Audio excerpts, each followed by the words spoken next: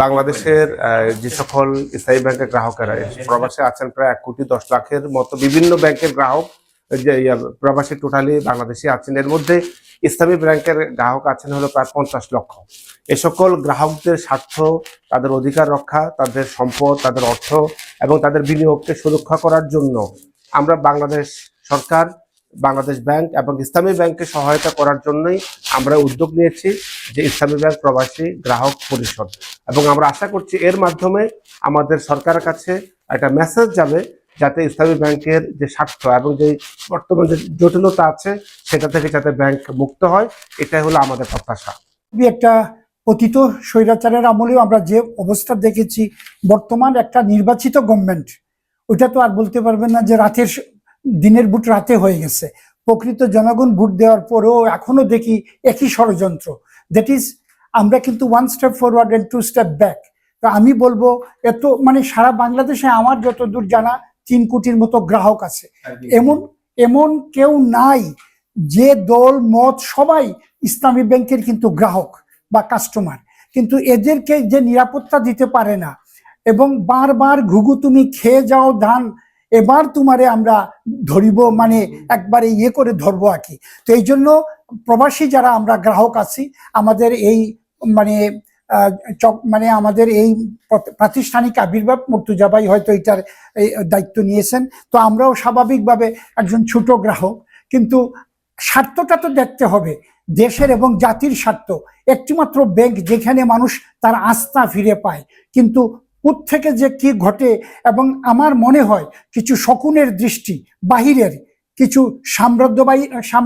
সাম্রাজ্যবাদীদের কিছু দৃষ্টি, পুঁজিবাদীদের কিছু দৃষ্টি, এই যে লাভজনক একটা প্রতিষ্ঠানকে ধ্বংস করে দেওয়ার জন্য যে পায় তারা, এবং ব্যক্তি বিশেষকে এখানে প্রাধান্য দেওয়া হয়, গোষ্ঠী স্বার্থ না দেখে, জনস্বার্থ না দেখে।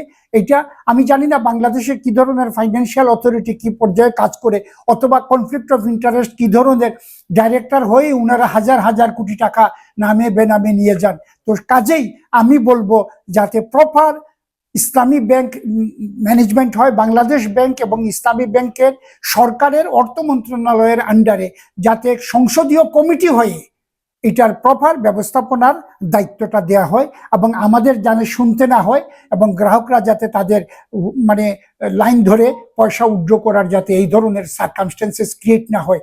এই জন্য সরাসরি প্রধানমন্ত্রীর কাছে আমার অনুরোধ থাকবে। আদারওয়াইজ প্রবাসীরা আমরা চিন্তা ভাবনা করব কি করা যায়।